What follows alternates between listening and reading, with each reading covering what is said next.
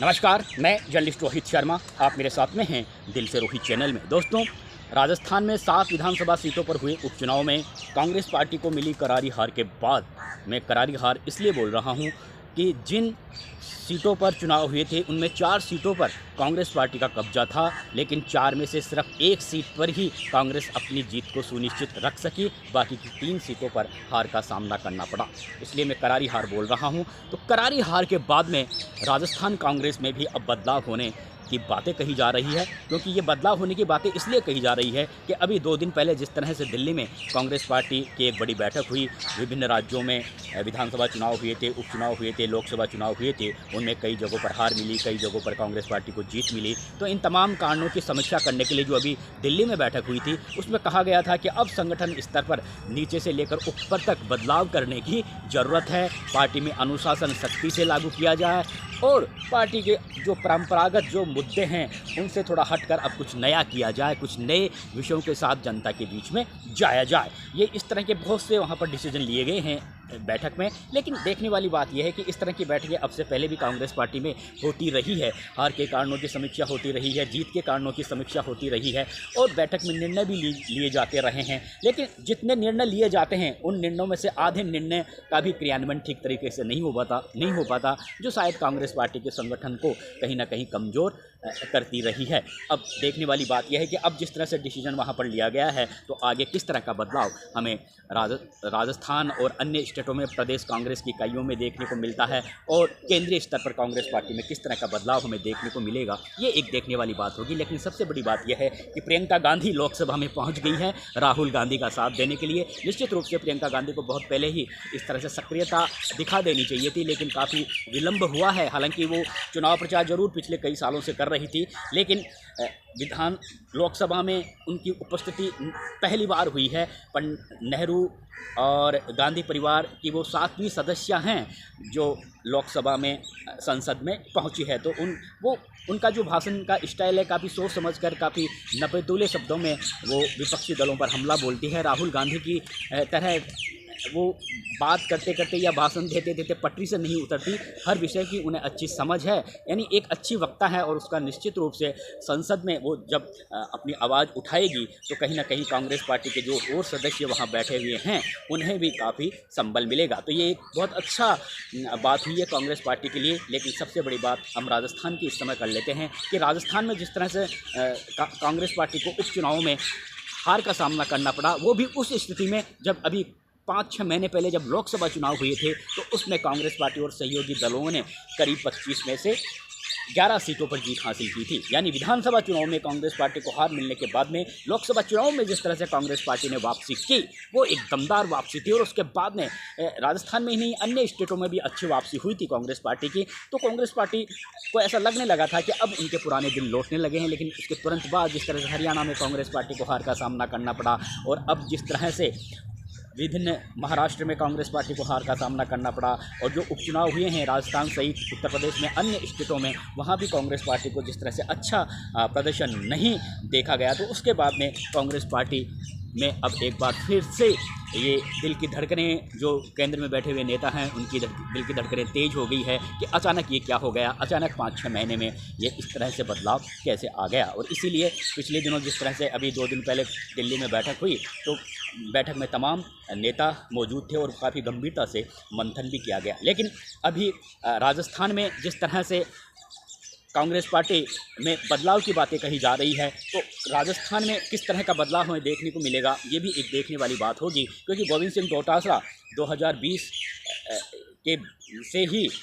जब यहाँ पे अशोक गहलोत और सचिन पायलट के बीच में, जब अशोक गहलोत कांग्रेस पार्टी की सरकार थी, अशोक गहलोत मुख्यमंत्री थे, उस समय जिस तरह से असंतोष सरकार के प्रति सचिन पायलट ने जताया था, मानेसर होटल में अपने समर्थक विधायकों के साथ बैठे थे। उस समय सचिन पायलट के पास में प्रदेश अध्यक्ष पद भी था, उप मुख्यमंत्री पद भी था। लेकिन बाद में जब उन्होंने जिस तरह से असंतोष का इजहार किया, गहलोत सरकार के खिलाफ उन्हें संघर्ष का बिगुल बुझाया, उसके बाद में उन्हें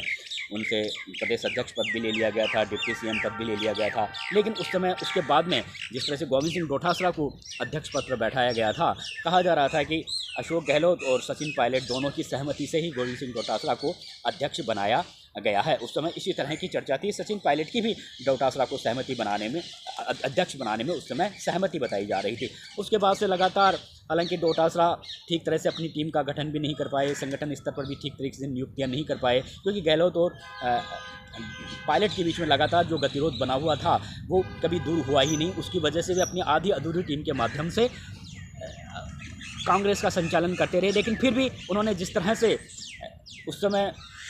केंद्र की मोदी सरकार के खिलाफ जिस तरह से उन्होंने आंदोलन किए, संघर्ष किए, रैलियां निकाली, जुलूस निकाली, वो काफ़ी उनका एक अच्छा, वो अपना लगातार प्रभाव छोड़ रहे थे। और ऐसा लग रहा था कि अपनी आधी अधूरी टीम से भी डोटासरा कांग्रेस का ठीक तरह से संचालन कर रहे थे। हालांकि उन्हें काम करने की पूरी आज़ादी नहीं मिली हुई थी, क्योंकि पायलट और गहलोत के बीच में लगातार जो लड़ाई थी वो लगातार तेज होती जा रही थी। भले ही ऊपरी स्तर पर उन्होंने समझौता कर लिया हो पार्टी हाईकमान के दबाव के चलते, लेकिन जो अंदर के दिलों में दोनों के बीच में दूरियां थी, जिसका सीधा सा असर दोनों गुटों के जो नेता थे, कार्यकर्ता थे, उन पर भी पड़ रहा था। उनमें भी दूरियां लगातार होती जा रही थी, जिसकी वजह से संगठन स्तर पर ठीक तरह से मजबूती कांग्रेस पार्टी को नहीं मिल पा रही थी। और शायद जब विधानसभा चुनाव हुए तो ये भी एक हार का बड़ा कारण रहा। हार का कारण तो कई थे, जिसमें डोटासरा ने खुद भी कहा था कि ठीक तरह से प्रत्याशियों का,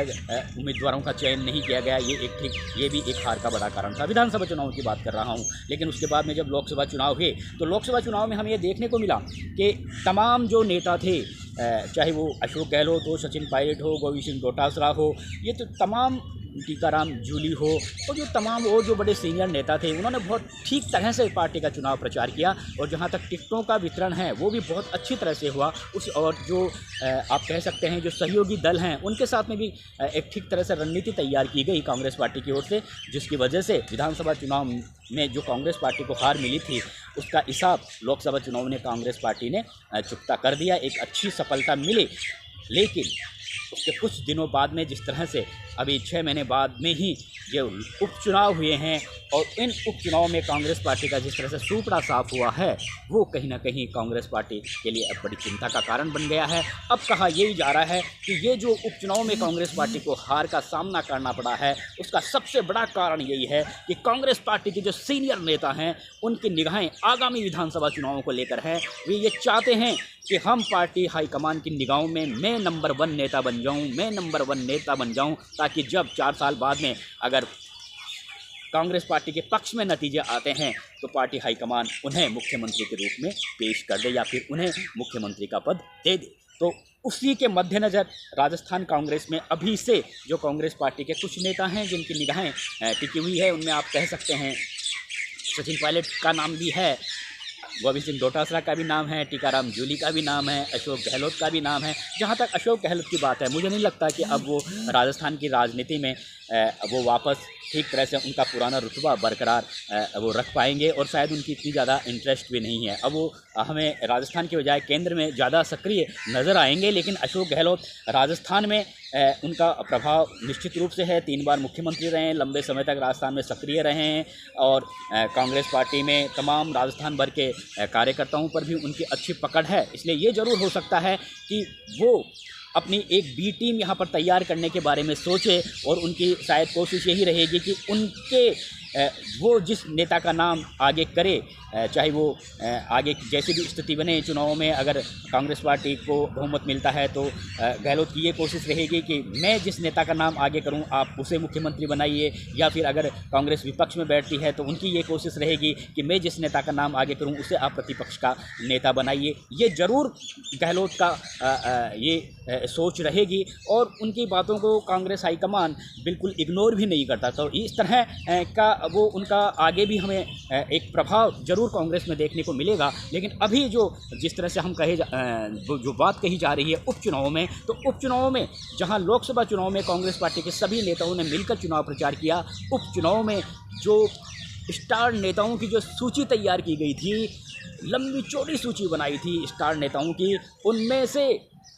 अधिकांश यानी 3/4 नेताओं ने किसी भी तरह का कोई प्रचार नहीं किया। दिखावे के तौर पर अगर किसी कैंडिडेट ने कोई नामांकन किया है तो वहां पर जाकर खड़े हो गए, अन्यथा चुनाव प्रचार किया ही नहीं। अभी चुनाव प्रचार क्यों नहीं किया, किसकी वजह से, आखिर क्या कारण रहे? क्या जो चुनाव लड़ रहे थे उन्हें नहीं बुलाया, या फिर कांग्रेस पार्टी ने जो एक तरीके से चुनाव समिति का जो गठन किया था, उन्होंने ठीक तरह से ठीक तरह से बैठ के आयोजित करके कोई निर्णय नहीं ले पाए कि इस नेता को यहाँ भेजा जाना चाहिए, इस नेता को यहाँ भेजा जाना चाहिए, या फिर सब अपनी अपनी राग अपनी अपनी डपली अलापते रहे। यानी सब अपने अपने हिसाब से प्रचार कर रहे थे। गोविंद सिंह डोटासरा चुनाव प्रचार जरूर कर रहे थे, अलग अलग जगहों पर वो जा रहे थे, लेकिन वो गमछा लहराते हुए ही नज़र आए और उनके जो बयानों से उन्होंने तालियां तो बहुत बटोरी, लेकिन वो कांग्रेस पार्टी को जीत नहीं दिला पा रहे। आप सबसे बड़ी बात मैंने ये वीडियो बनाने का मतलब मेरा यही है कि उपचुनाव में कहीं भी, चाहे सचिन पायलट हो, सचिन पायलट ने भी, हालांकि उस समय झारखंड और महाराष्ट्र जैसे वहाँ पर विधानसभा चुनाव थे, वहाँ पे स्टार प्रचारक थे, उनका काफ़ी व्यस्त कार्यक्रम था, पायलट का भी, गहलोत का भी व्यस्त कार्यक्रम था, जिसकी वजह से उनके स्टेट से बाहर दौरे होते रहे, वो नहीं आ पाए। लेकिन उनका भी कहीं ना कहीं एक अच्छा चुनाव प्रचार का कार्यक्रम राजस्थान में भी बनाना बहुत ज़रूरी था, लेकिन राजस्थान में कहीं भी नज़र नहीं आए। दौसा में सचिन पायलट गए और एक ही दिन में जिस तरह से उन्होंने वहाँ पर पासा पलटा डीसी बैरवा के समर्थन में, अगर इसी तरह की कुछ सभाएं अगर झुंझुनू में उनकी हो जाती, देवली उनियारा में भी हो जाती, तो कहीं ना कहीं कांग्रेस पार्टी, और रामगढ़ में भी अगर उनकी सभाएं हो जाती, तो कहीं ना कहीं कांग्रेस पार्टी को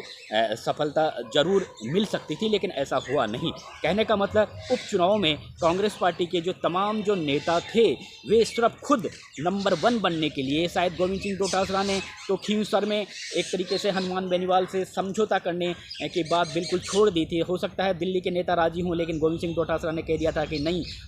आप हमें अकेला छोड़ दिए, हम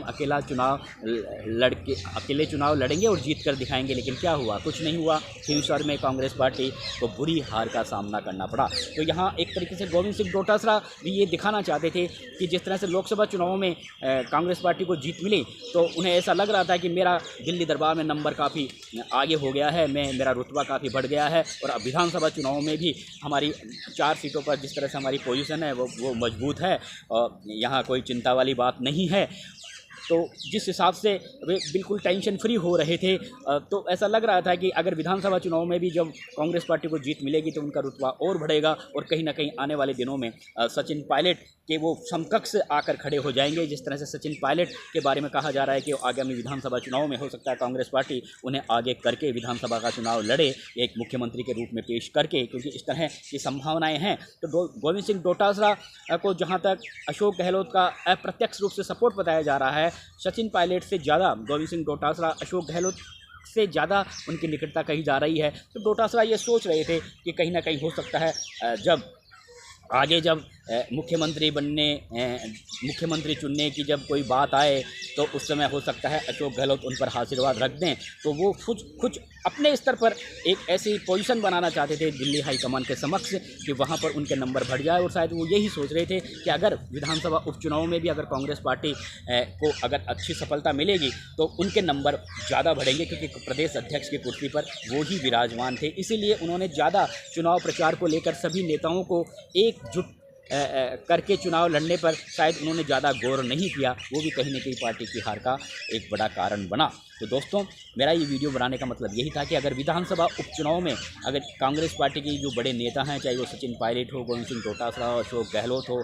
चाहे रघु शर्मा हो, सीपी जोशी हो, और टीकाराम जूली हो, हरीश चौधरी हो, भंवर जितेंद्र सिंह हो, ये जो तमाम बड़े नेता थे, अगर एक कार्यक्रम बनाकर अगर चुनाव प्रचार करते तो कहीं ना कहीं कांग्रेस पार्टी को इतनी बुरी हार का सामना करना नहीं पड़ता। लेकिन समस्या यहाँ पर यही है कि यहाँ पर राजस्थान में हर कोई नेता नंबर 1 नेता कांग्रेस का बनना चाहता है, ताकि जब कभी मुख्यमंत्री चुनने की जब कोई घड़ी आए तो उनका सिलेक्शन हो जाए।